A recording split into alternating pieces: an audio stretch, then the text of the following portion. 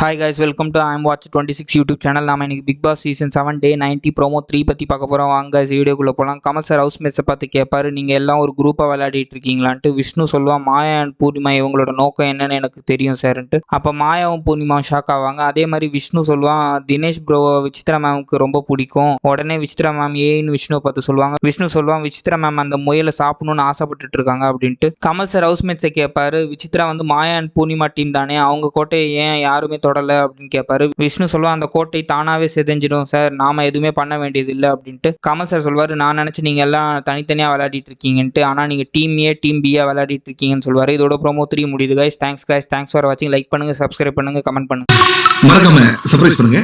Thank you.